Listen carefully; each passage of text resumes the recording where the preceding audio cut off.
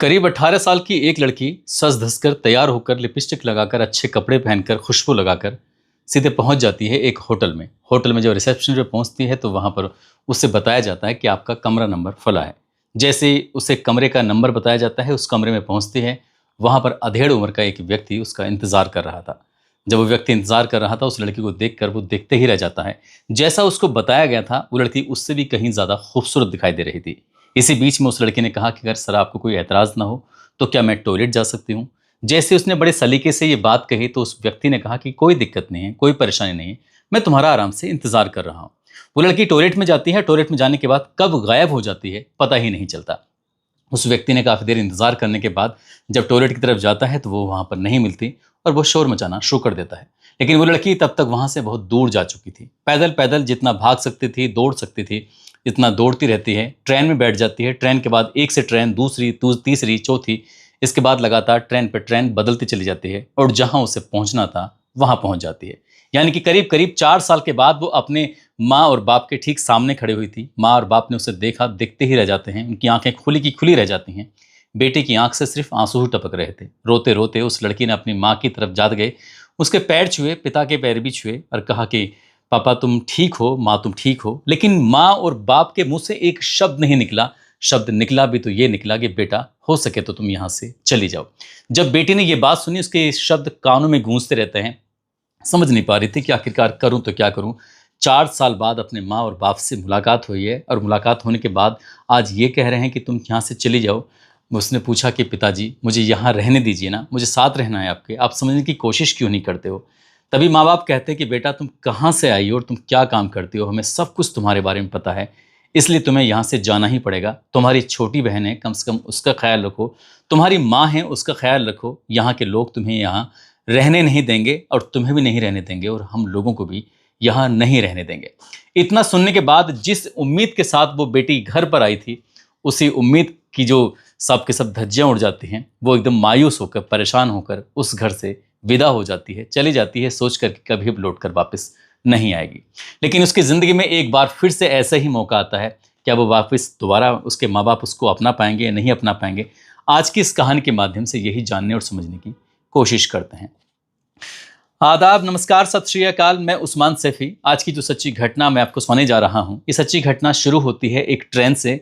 साल 2021 की ये बात है। करीब 14 साल की एक लड़की होती है जो अपनी माँ, अपने पिता के साथ ट्रेन में सफ़र कर रही थी। रात ज़्यादा हो जाती है, ज़्यादातर लोग अपनी अपनी बर्थ पे पहुँच जाते हैं और बर्थ पे पहुँचने के बाद सो जाते हैं। वो 14 साल की लड़की भी आराम से सो जाती है।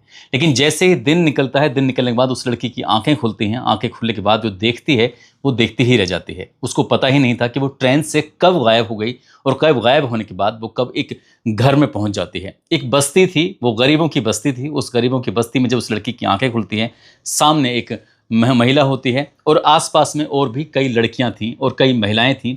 सबकी नज़रें जो टकाटक उस लड़की को देख रही थी, क्योंकि ये लड़की जो होती है 14 साल की, वो और लड़कियों से और महिलाओं से कहीं ज़्यादा खूबसूरत होती है। इसी बीच में जो उस जगह की मालकिन होती है, जगह की मालकिन ने अपना परिचय दिया और परिचय देने के बाद कहा कि तुम्हारा नए घर में स्वागत है।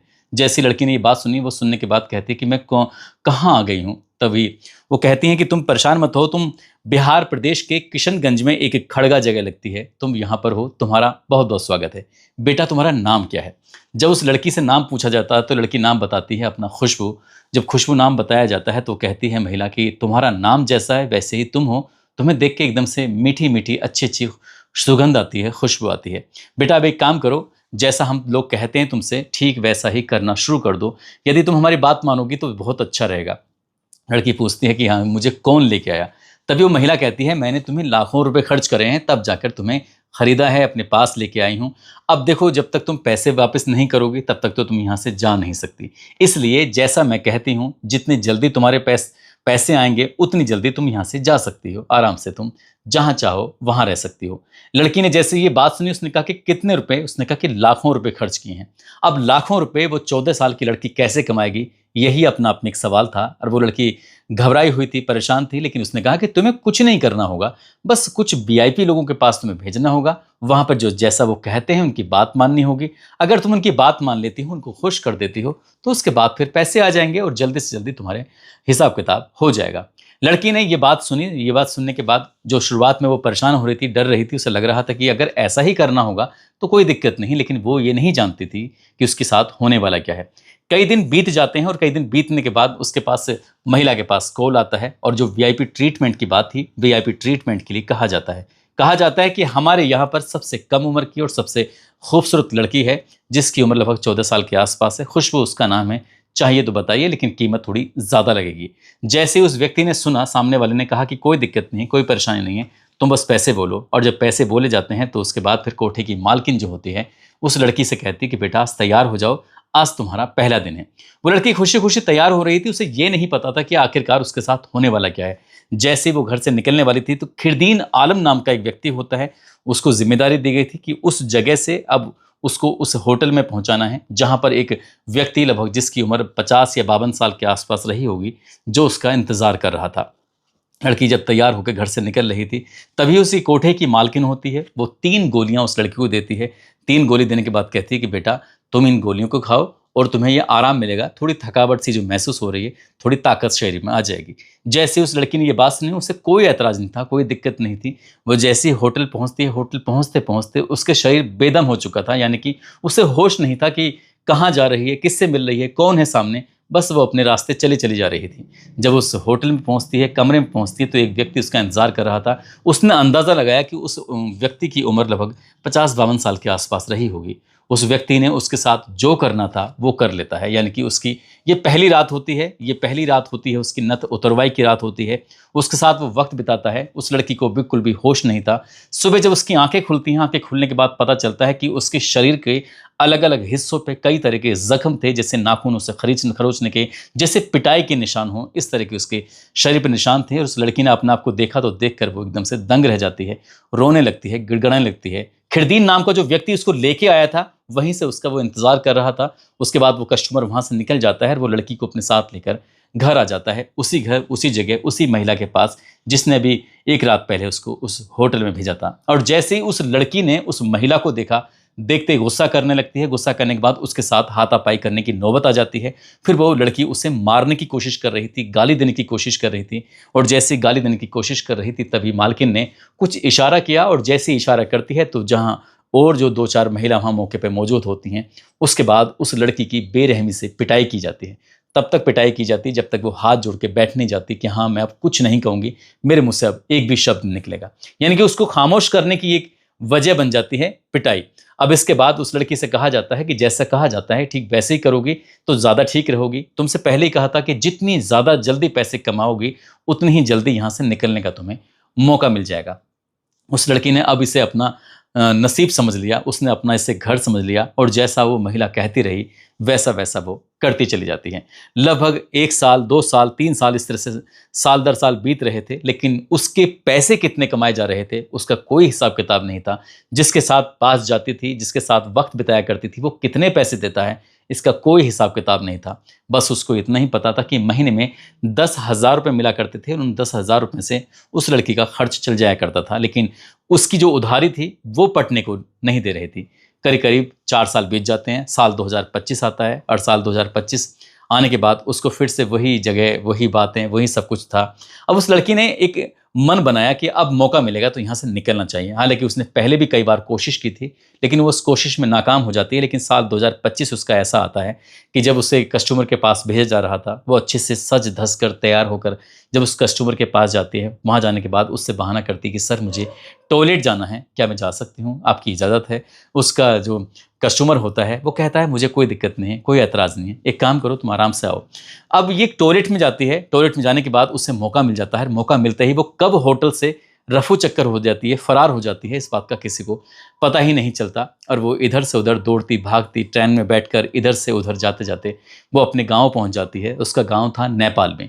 नेपाल में जैसे ही पहुंचती है, वहाँ उसके माँ और बाप दोनों होते हैं, लेकिन अपनी बेटी को देखकर एकदम से अनदेखा कर देते हैं और उससे ये कहते हैं पहली बार में कि बेटा तुम यहाँ से चली जाओ। उस बेटी ने बार बार अपनी माँ के सामने रोते हुए, गिड़गिड़ाते हुए पूरे 4 साल की वो कहानी सुनाई। लेकिन 4 साल की कहानी के बावजूद भी ना माँ पर उस बात का असर पड़ता है, ना ही उसके पिता पर इस बात का असर पड़ता है। और उसको कहा जाता है कि जितनी जल्दी हो सके तुम यहाँ से चली जाओ, क्योंकि तुम्हारी जो बातें हैं वो पूरे गांव के लोगों को पता है, सबको पता है। तुम कहाँ रहती हो, तुम क्या करती हो, क्या नहीं करती हो, कैसे तुम गायब हुई थी, सब कुछ इन लोगों को पता है। और जैसे तुम्हारे आने की खबर यहाँ के लोगों को पता चलेगी तो तुम्हारी छोटी बहन का जीना मुश्किल हो जाएगा, तुम्हारी माँ का जीना मुश्किल हो जाएगा। लड़की ने जब ये बात सुनी, एक उम्मीद के साथ वो अपने घर पर आई थी, लेकिन जब माँ और बाप ने ही उसको स्वीकार नहीं किया तो बहन क्या स्वीकार करती, या फिर उसके परिवार के लोग उसको क्या स्वीकार करते हैं। वो लड़की यहाँ से निकल जाती है ये सोचकर कि ठीक है, अब उसे उस दलदल में तो बिल्कुल भी नहीं जाना है जहाँ से वो निकल के आई है। यहाँ से निकलती है घर से निकलने के बाद फिर से भारत यानी कि इंडिया की तरफ रुख करती है, और इंडिया की तरफ रुख करने के बाद इधर से उधर वो जा रही थी, घूम रही थी और अपने नए नए ठिकाने बनाने की कोशिश कर रही थी। लेकिन जहाँ जा रही थी हर दूसरा व्यक्ति उसको भेड़िए की तरह ट्रीट कर रहा था, हर व्यक्ति उसको बड़ी बड़ी आंखों से देखता था, हर व्यक्ति की नज़र होती थी कि उसके साथ कुछ ना कुछ गलत करे। 10 दिन तक तो वो सर्वाइव करती है, लेकिन 10 दिन के बाद जब उसके पास पैसे खत्म हो जाते हैं तो उसको नोचने वाले कई लोग सामने आ जाते हैं। और जैसे ही कई लोग नोचने वाले सामने आते हैं तो वो लड़की इतना परेशान हो जाती है, सोचने पर मजबूर हो जाती है कि आखिरकार करूं तो क्या करूं।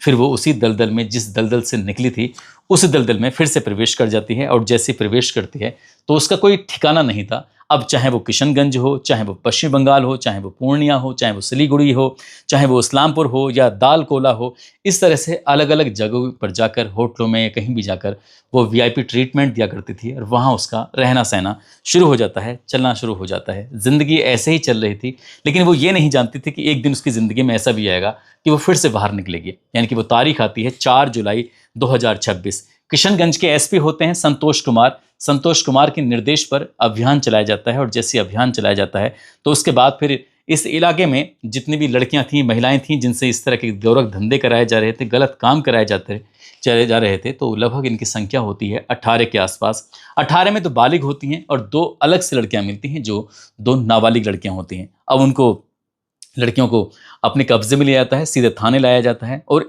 इस कोठे से एक माया खातून नाम की महिला होती है जो कि माँ छमारा के रहने वाली होती है, साथ ही सीतामढ़ी मीरचाई का रहने वाला होता है खरदीन आलम, और सहरसा का रहने वाला होता है कलाम। पुलिस इनको भी अपनी हिरासत में लेती है, इन सब से भी पूछताछ करती है।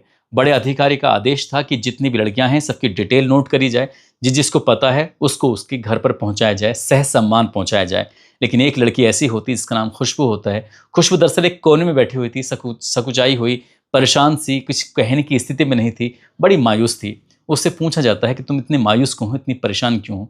इसी बीच में एक दैनिक भास्कर का एक रिपोर्टर होता है। दैनिक भास्कर के रिपोर्टर की उस लड़की पर नजर पड़ जाती है। उस लड़के ने पूछा कि तुम्हारा नाम क्या है। लड़की अपना नाम बताती है, और जैसे जैसे पूछा जा रहा था तो पूरी कहानी बता देती है। जब कहानी बता देती है तो उसके बाद वो लड़की कहती है कि मैं ये नहीं समझ पा रही हूँ कि आखिरकार ये पुलिस प्रशासन मुझे अपने घर भेजेगा, मेरे माँ बाप क्या मुझे फिर से स्वीकार करेंगे नहीं करेंगे, इसलिए मैं सोच में हूँ, परेशान हूँ। यहाँ के बाद कहाँ जाऊँगी, कौन मुझे स्वीकार करेगा।